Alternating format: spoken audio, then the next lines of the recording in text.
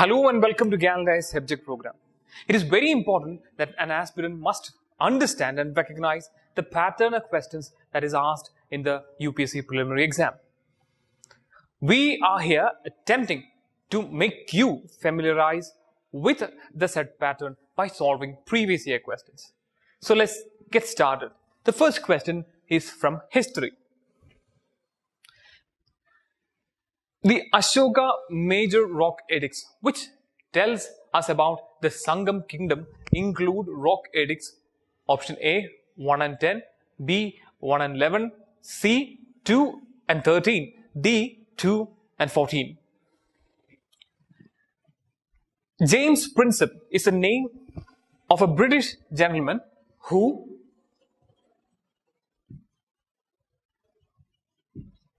recognized for the first time, who deciphered for the first time Ashokan inscriptions. Ashokan inscriptions are divided into three. You have the pillars, and then you have the major and minor rock edicts. Among the major rock edicts, rock edict 2 and 13 talks about South Indian kingdoms. So your answer here is C. Let's move on to the next question from economy.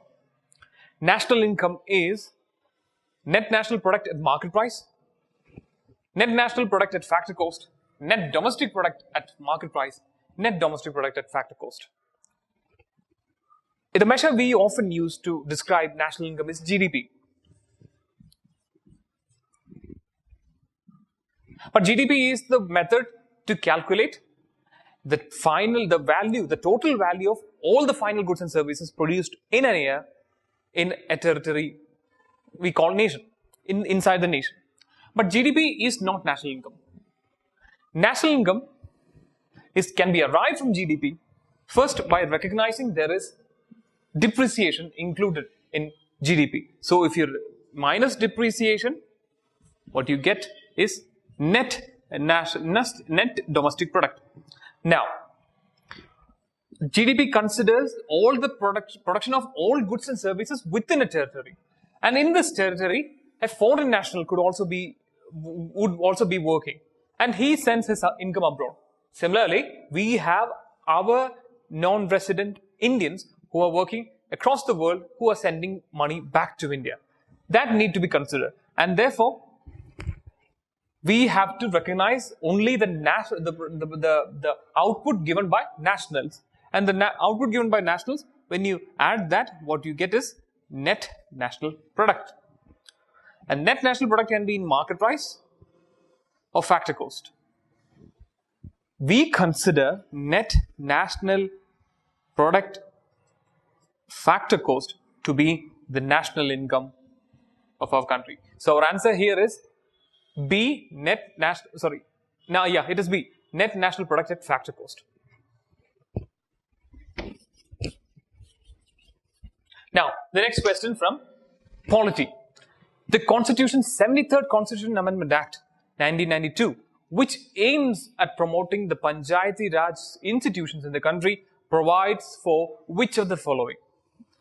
Constitution of district planning committees, state election commissions to conduct all Panchayat elections, establishment of state finance commissions. Select the correct answer using the codes given below. The 73rd Constitution Amendment Act gave a constitutional recognition to the third tier of Indian government. You have your state, you have your union, then your states, then the third tier, the Panchayat Raj systems, at the grassroots level. And 73rd, this Amendment Act also established state election commissioners to conduct elections in states for these panchayat systems, and it also incorporated state finance commissions to devolve funds from states to different panchayat within the state. Similar to this, we have a system in the union where you have finance commission in the center, which devolves funds to states, and now you have under 73rd Constitution Amendment Act a state finance commission which devolves funds to panchayat systems. Similarly, Option 1, Constitution of District Planning Committee was not part of 73rd Constitution Amendment Act. In fact, it is part of 74th Constitution Amendment Act, which gave force to municipalities. So, except 1, therefore 1 can't be in your answer. So, if you eliminate that, you will reach your answer. You can eliminate A, B, and D. So, in fact, if you don't even know 2 and 3 to be right, you can rightly conclude to the answer that C is, in fact, here your answer. Now, the next question from geography. Which of the following hills are found where Eastern and Western Ghats meet? Eastern and Western Ghats are very important peninsular mountain ranges. Consider this to be your peninsular India. You have Western Ghats on the western coastal plain, running parallel to the western plain, and Eastern Ghats over here on the eastern coastal plain.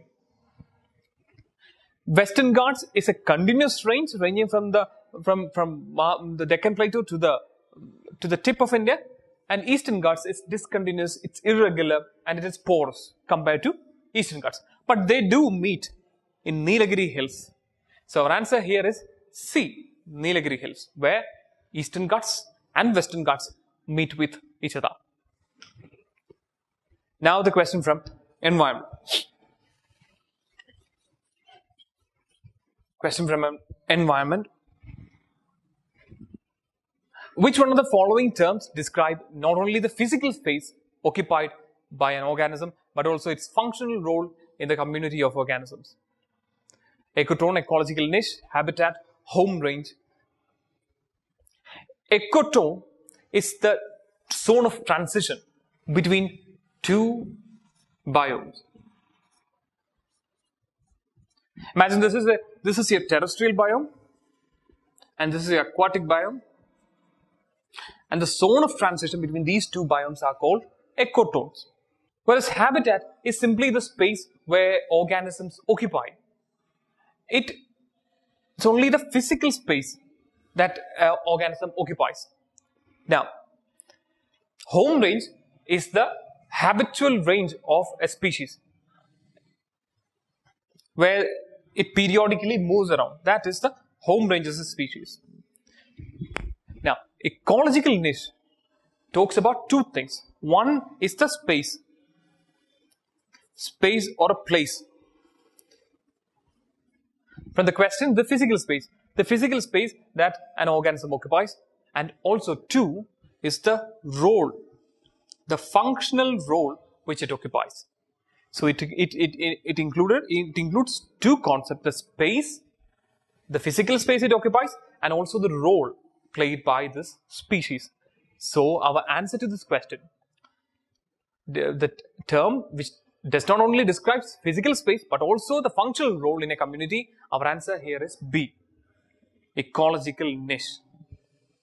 That's all for today. Thanks for watching. Don't forget to subscribe. We'll see you soon.